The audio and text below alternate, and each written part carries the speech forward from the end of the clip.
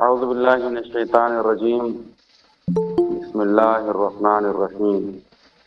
الحمد لله رب العالمين، والصلاة والسلام على أشرف الأنبياء والمرسلين، خاتم النبيين، مولانا ومولى الثقلين، جد الحسن والحسين أبي القاسم محمد.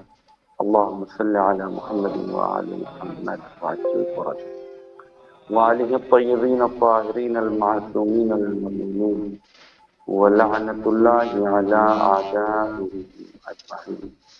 أما بعد، فقد قال الله الحكيم: بسم الله الرحمن الرحيم. إياك نعبد وإياك نستعين. مومنین کرام، سامعین ذوی احترام اور ناظرین محترم اور اس درس اخلاق میں آئے ہوئے تمام افراد، ان کو السلام علیکم ورحمۃ اللہ وبرکاتہ۔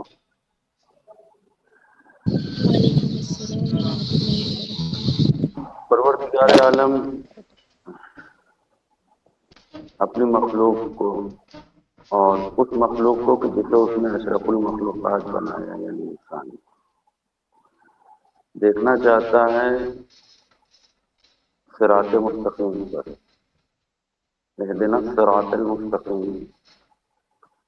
لیکن اس صراط مستقیم پر پہنچنے کے لیے جو مرحلہ ہے وہ یہ ہے کہ ایاک نعبد و ایاک نستعین، یہاں سے گزرنا پڑے گا۔ جب اس مرحلے سے انسان گزر جائے گا تب جا کے کہیں صراط مستقیم پر وہ گامزن ہو سکے گا، اس پر چل سکے گا، صحیح راستے کی ہدایت پا سکے گا۔ جملہ بڑا ہی مختصر ہے، لیکن اس جملے کی تکرار ہر مومن دن میں 10 مرتبہ کرتا ہے، اور اس کا تکرار کرنا یہ واجب ہے۔ دن میں 10 مرتبہ یعنی ہر نماز میں 2 مرتبہ اس کا تکرار کرنا واجب ہے۔ ایاک نعبد و ایاک نستعین۔ یہ ایاک نعبد و ایاک نستعین ہمیں اپنی زندگی میں توحید کا درس دیتا ہے اور موحد بناتا ہے۔ اس کے علاوہ ہمیں شرک سے دور کرتا ہے۔ ان الشرک لظلم عظیم۔ قرآن مجید نے شرک کو سب سے بڑا ظلم کہا ہے۔ حالانکہ شرک میں کہیں کسی کی گردن نہیں کٹتی ہے، کسی کا خون نہیں بہتا ہے۔ ضروری نہیں ہے کہ ایک مشرک انسان کسی کا قتل کرے، غارت گری کرے، گھر اجاڑے، بستیوں کو تہس نہس کرے، لیکن اس کے باوجود بھی شرک کو قرآن مجید ظلم عظیم کہہ رہا ہے، سب سے بڑا ظلم کہہ رہا ہے۔ اور شاید اس کی وجہ یہ ہو کہ چونکہ اس ظلم کا تعلق اس ذات سے ہے جو اس پوری ہستی میں سب سے عظیم ذات ہے، تو چونکہ اس سے متعلق ہے اس لیے اب یہ ظلم عظیم ہے۔ لہذا ہمیں اس ظلم عظیم سے بچنا ہے، پرہیز کرنا ہے۔ اسی سے مقابلہ کرنے کے لیے ہر دور میں جتنے بھی انبیاء آئے، جتنے بھی مرسلین آئے، جتنے بھی اولیاء الہی نے آ کے دنیا میں ذمہ داری سنبھالی، ہدایت کی، انہوں نے تمام چیزوں کے ساتھ ساتھ اس ایک چیز سے دوری بنانے کے لیے بڑی محنت اور مشقت کی۔ شرک، انسان کو شرک کی نجاست سے نکالنا، اسے توحید کی طرف لے جانا۔ یہ جملہ ایاک نعبد و ایاک نستعین کہ ہم صرف اور صرف تیری عبادت کرتے ہیں، وَإِيَّاكَ نَسْتَعِينُ اور صرف تجھ سے ہی مدد مانگتے ہیں، یہ انسان کی توحید کی گواہی ہے کہ انسان اگر موحد ہو، توحید کا ماننے والا ہو، تو ایسا ہو کہ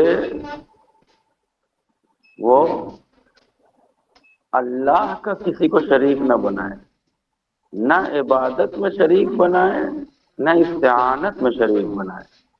یعنی اگر ہمیں کوئی پریشانی ہے، ہم سجدے تو اللہ کے لیے کر رہے ہیں، لیکن جب مدد کا وقت آتا ہے تو ہم فوراً متوجہ ہو جاتے ہیں دوسروں کی طرف، لوگوں کی طرف، انسانوں کی طرف، ٹھیک ہے؟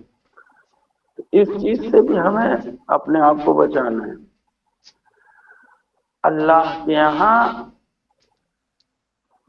اس ایک چیز کی بڑی اہمیت ہے، وہ ہر ایک کو یہی چاہتا ہے کہ یہ میرا عبد ہو جائے، عبد ہو جائے، یعنی میری عبادت کرے۔ ہر ایک کو وہ یہ چاہتا ہے، وہ پوری دنیا کے لیے یہی چاہتا ہے، اس کا پلان ہی یہ ہے کہ ہر ایک میرا بندہ ہو، میرا عبد ہو۔ اور اس کے لیے اس نے ڈھیروں انبیاء اور مرسلین کو بھیجا، اولیاء خدا کو بھیجا ہے اس دنیا میں، اسی ایک کام کے لیے کہ میرے عبد بن جائیں۔ اور انسان کے لیے اس سے بڑی کوئی معراج نہیں ہے کہ وہ اس کا عبد بن جائے۔ اس کا عبد بننے کے لیے باقی تمام چیزوں کی عبدیت سے نکلنا پڑے گا، باقی تمام چیزوں کی غلامی سے نکلنا پڑے گا۔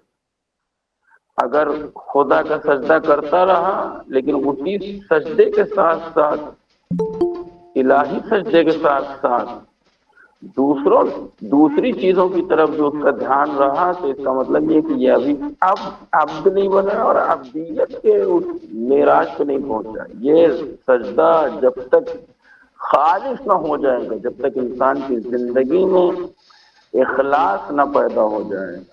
ہمارے یہاں خلوص کی بہت بات ہوتی ہے، اخلاص کی بہت بات ہوتی ہے، کرنی بھی چاہیے، ہونی بھی چاہیے۔ زندگی کا ہر عمل خالص ہونا چاہیے۔ خالص کا مطلب پاک ہونا نہیں ہے، خالص کا مطلب پاک ہونا نہیں ہے۔ خالص کا مطلب ہے اللہ کے لیے، صرف اور صرف اللہ کے لیے۔ خالص یعنی پیور، یعنی ہمارے عمل میں پیورٹی ہونی چاہیے۔ اگر ہمارے عمل میں پیورٹی نہیں ہے تو پھر وہ عمل ہمارا خالص نہیں ہے۔ وہ عمل خالص کب ہوگا؟ جب صرف اللہ کے لیے ہو۔ اب اللہ کے لیے کوئی عمل ہو اور اس میں دوسرے لوگ جو ہے وہ شریک ہو جائیں، دوسرے لوگوں کی رضایت، دوسرے لوگوں کی خوشی، تو یہاں تو اس کا مطلب یہ کہ یہ عمل خالص نہیں ہے۔ اس کی ایک مثال آپ اس طریقے سے لے سکتے ہیں۔ مثال کے طور پر ہم اپنی زندگی میں استعمال ہونے والی جتنی بھی چیزیں ہیں، ہمیں وہ خالص چاہیے، پیور چاہیے، 100% پیور ہونی چاہیے وہ ساری چیزیں، چاہے وہ کھانے کی ہوں، پینے کی ہوں، پہننے کی ہوں، اوڑھنے کی ہوں، گھر میں استعمال کرنے کی ہوں، ٹھیک ہے؟ اسی لیے ہم برانڈ یوز کرتے ہیں، برانڈ کا استعمال کرتے ہیں۔ کیوں؟ اس لیے کہ ہمیں یہ لگتا ہے کہ برانڈ ہمیں زیادہ پیورٹی دیتے ہیں، زیادہ اچھا سامان دیتے ہیں۔ اسی لیے دنیا میں برانڈ، آدمی برانڈ کے پیچھے بھاگتا ہے، ٹھیک ہے؟ مثال کے طور پہ اس برانڈ کا شیمپو ہونا چاہیے، اس برانڈ کا فیس واش ہونا چاہیے، اس برانڈ کی چپل ہونی چاہیے، اس برانڈ کے کپڑے ہونے چاہیے، کھانے کے آئٹم اس برانڈ کے ہونے چاہیے، گھر کے ڈیکوریشن کے آئٹم اس برانڈ کے۔ کیوں؟ یہ ہمیں اچھی چیزیں جو ہے وہ پرووائڈ کراتے ہیں، یہ اچھی کوالٹی دیتے ہیں۔ کوالٹی یعنی وہی پیورٹی، ٹھیک ہے؟ لیکن باقی جو برانڈڈ آئٹم نہیں ہے وہاں پہ ملاوٹ کا خطرہ ہے، تو جیسے جتنی ملاوٹ ہوتی جائے گی اتنا پیورٹی کم ہوتی جائے گی۔ یہی حال ہماری تمام چیزوں کا، ہماری زندگی کا بھی ہے۔ اللہ ہم سے پیورٹی چاہتا ہے، اخلاص۔ اخلاص کا کیا مطلب ہے؟ اخلاص یعنی پاکیزگی، کس چیز سے پاکیزہ کرنا ہے؟ اپنے ہر عمل کو پاکیزہ کرنا ہے شرک سے۔ یعنی ایاک نعبد جب ہم نے کہا ہے تو اب ہر عبادت، چاہے وہ نماز کی شکل میں ہو، روزے کی شکل میں ہو، مجلس ماتم کی شکل میں ہو، دعا کی شکل میں ہو، قرآن کی شکل میں ہو، کسی کی مدد کرنی ہو، ہر وہ عمل جس کو ہم سمجھ رہے ہیں یہ عبادت ہے۔ اور اس سے بہتر کچھ نہیں ہو سکتا کہ انسان کی ساری زندگی جو ہے وہ، ساری زندگی کا ہر عمل جو ہے وہ عبادت بن جائے۔ تو جب ہم ہر عمل جو انجام دیں اس میں کیا ہونا چاہیے؟ اخلاص ہونا چاہیے. اخلاص یعنی پیورٹی ہونی چاہیے. پیورٹی یعنی صرف خدا کے لیے ہو، اس میں غیر خدا کا تصور نہ ہو.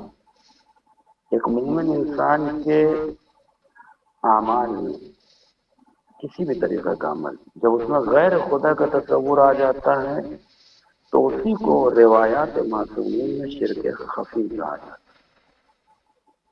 ایک ہے شرک جلی یعنی عقیدے میں اللہ کا شریک بنانا، ایک ہے شرک خفی یعنی وہ اعمال جو اللہ کے لیے انجام دیے جا رہے ہیں ان میں اللہ کا شریک بنانا، یا اپنی زندگی میں کسی بھی طریقے سے اللہ کا شریک بنانا. مثال کے طور پہ ایک حدیث میں آپ کی خدمت میں پیش کروں کہ رسول اکرم حضرت محمد مصطفیٰ صلی اللہ علیہ وآلہ وسلم آپ کا ارشاد گرامی ہے کہ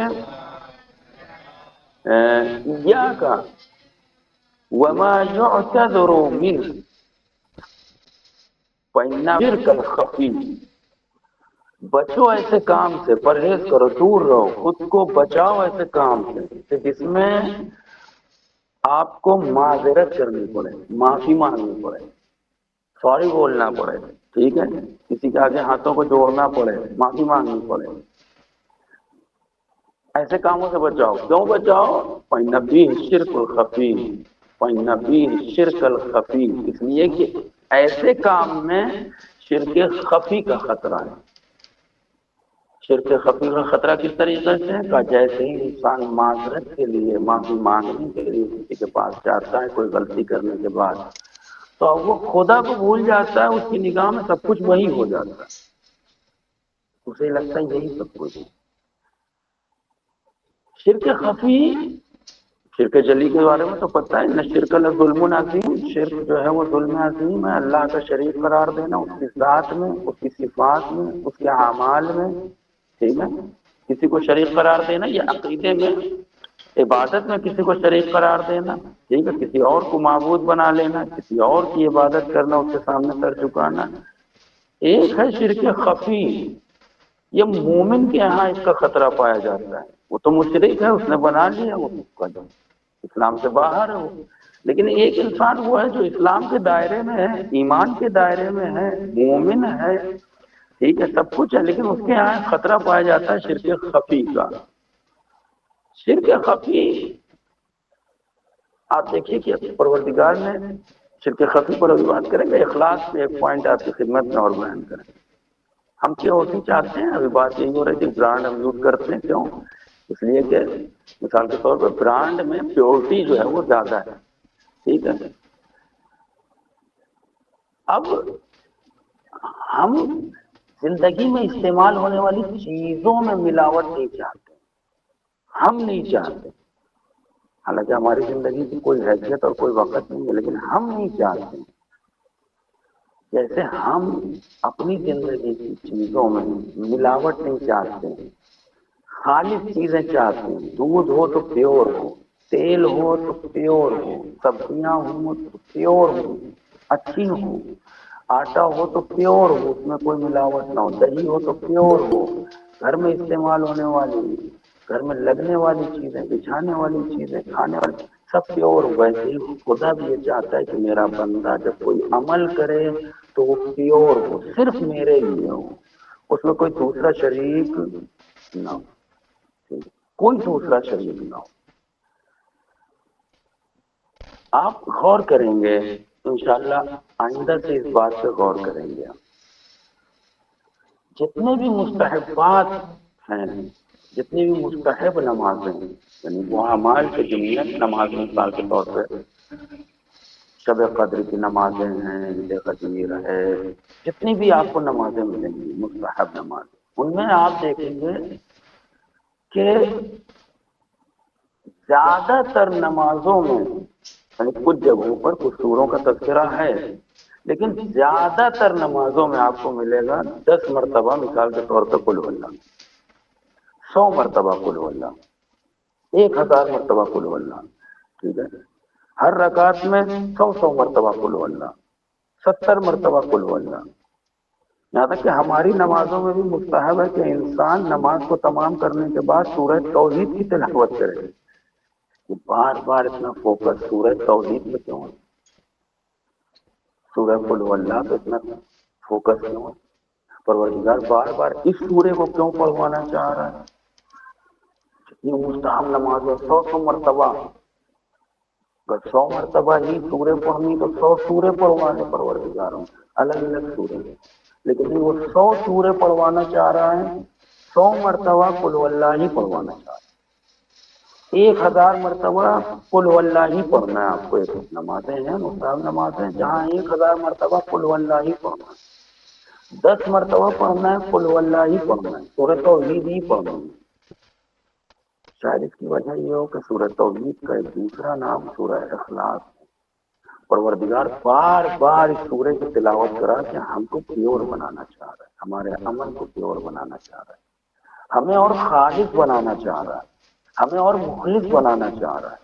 ہمارے اندر جو شرک خفی پایا جاتا ہے اس کو ختم کرنا چاہتا ہے. قل هو اللہ احد اللہ الصمد لم یلد ولم یولد ولم یکن له کفوا احد. جب اس کا کوئی کفو نہیں ہے تو تم نے کسی انسان کو اس کے برابر میں لا کے کیسے کھڑا کر دو؟ انسان کی عبادت میں کہیں نہ کہیں اللہ کے علاوہ غیر اللہ کا تصور جب آنے لگتا ہے تو اسی کو شرک خفی ہے. یہ شرک خفی ہے. اگر غیر اللہ کا تصور آنے لگے تو یہ شرک خفی ہے. عبادت میں کسی کو خوش کرنے کے لیے کوئی عمل کیا جائے یہ شرک خفی ہے.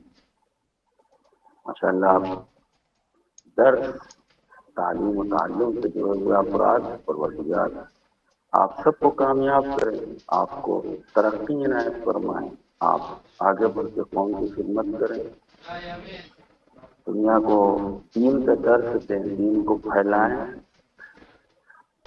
انشاءاللہ. آمین. اس دین کو سیکھنے میں بھی ہمارا جو سب سے پہلا جو ہدف ہونا چاہیے وہ یہ کہ ہم دین کو خدا کے لیے سیکھیں. دین کو خدا کے لیے سیکھیں. ہم یہ تعلیم جو حاصل کر رہے ہیں اس کا مقصد صرف اور صرف خدا ہے. اگر وہاں بھی کوئی اور چیز آ جاتی ہے، کوئی بھی چیز کوئی بھی چیز اگر آ جاتی ہے تو وہ شرک خفی ہے. انسان شرک کی وجہ سے دین کے دائرے سے تو باہر نہیں ہوتا ہے شرک خفی سے، لیکن یہ شرک خفی انسان کو اللہ سے نزدیک نہیں ہونے دیتا. عمل بہت کرتا ہے انسان، بہت عمل کرے گا، لیکن سارا عمل جو ہے وہ ریاکاری، دکھاوا، لوگوں کو خوش کرنا. جب ادھر کا رخ کر لیتا ہے تو ظاہر سی بات ہے کہ ادھر سے جتنا نزدیک ہوتا جائے گا اللہ سے اتنا دور ہوتا جائے گا. ٹھیک ہے ابھی یہ مسلمان ہے، مومن ہے، اس کے اوپر سارے احکام مسلمان والے اور مومن والے جاری ہوں گے، لیکن یہ اللہ سے اس طریقے سے نزدیک نہیں ہو سکتا جتنا اللہ اس کو اپنے سے نزدیک کرنا چاہتا ہے. کتنا نزدیک کرنا چاہتا ہے اللہ؟ کعبہ قوسین او ادنیٰ. اللہ اس مرحلے تک اپنے بندے کو لے جانا چاہتا ہے، وہاں تک دیکھنا چاہتا ہے.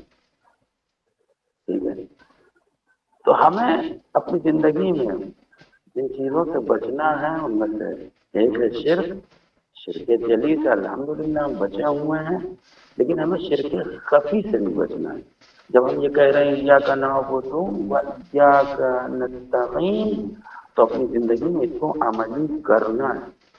اس کو اپنی زندگی میں عملی طور پہ اس کو پیش کرنا ہے کہ پروردگار کہتے ہیں ہم عبادت تیرے لیے کرتے ہیں، ویسے ہی ہم مدد بھی تجھ سے ہی مانگتے ہیں، تیرے ہی اوپر بھروسہ ہے، تیرے علاوہ کسی اور پہ بھروسہ نہیں. یہ چند باتیں آپ کی خدمت میں جو ہے وہ عرض کری، ایک حدیث آپ کی خدمت میں پیش کرتے ہیں تاکہ جو ہے بھائی سے برکت بھی ہو اور ہمارے علم میں اور ہم سب کے علم میں حدیث کی وجہ سے اضافہ ہو. حدیث کہتی ہے کہ اگر کوئی انسان یہ کہے کہ اگر فلاں نہ ہوتے، مثال کے طور پہ جو حدیث کے جملے لولا فلان لہلکت، اگر فلاں نہ ہوتے تو میں ہلاک ہو جاتا۔ مثال کے طور پہ اس کو عام زندگی میں لے جا، ٹھیک ہے؟ مثال کے طور پہ ہم پہنچے کسی آفس میں، اس آفس میں میرا کام نہیں ہو رہا تھا، ہم نے ایک جگہ ایک سورس ڈھونڈا، ایک صاحب کو ڈھونڈا جو جن کے سورس سے ہمارا وہ کام ہو گیا۔ ہم ان کے پاس پہنچے کہ بھائی اگر آپ نہ ہوتے تو میرا یہ کام نہ ہو۔ امام صادق علیہ السلام ارشاد فرماتے ہیں کہ یہ شرک، یہ بھی شرک ہے۔ انسان کی مدد لینا برا نہیں ہے، لیکن مکمل طور پہ سب کچھ اسی کے حوالے کر دینا، اسی کو ذمہ دار بنا دینا، خدا کو درمیان سے غائب کر دینا، یہ حدیث کی روشنی میں یہ بھی جو ہے وہ شرک ہے، شرک خفی ہے۔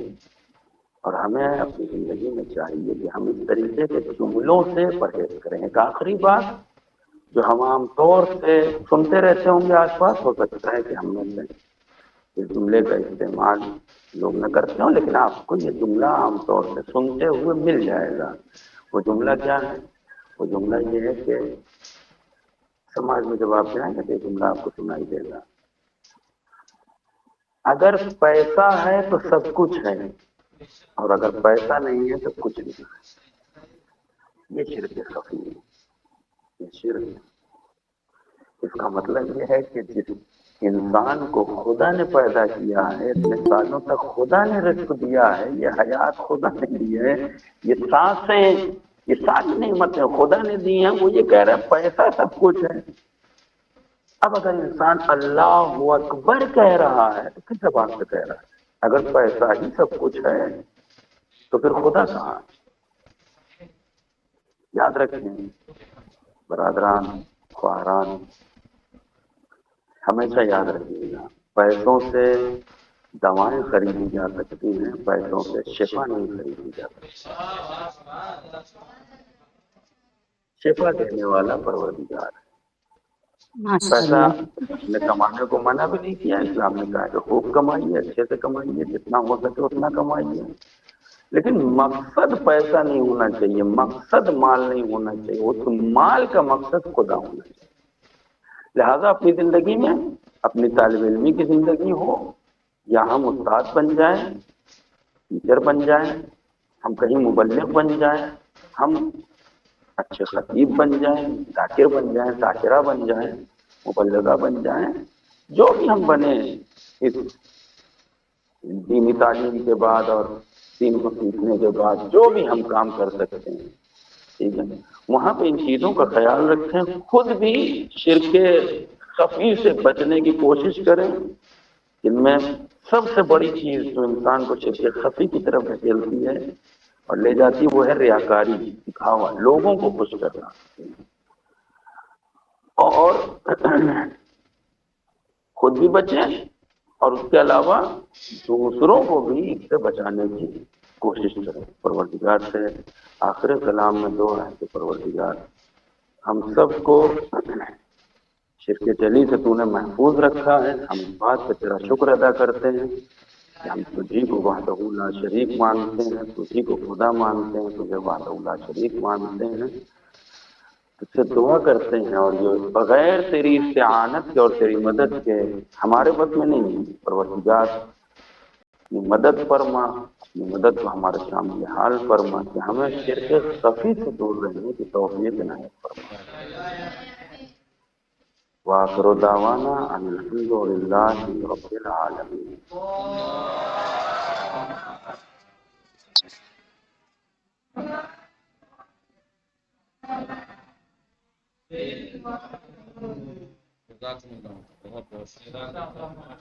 تقبل اللہ۔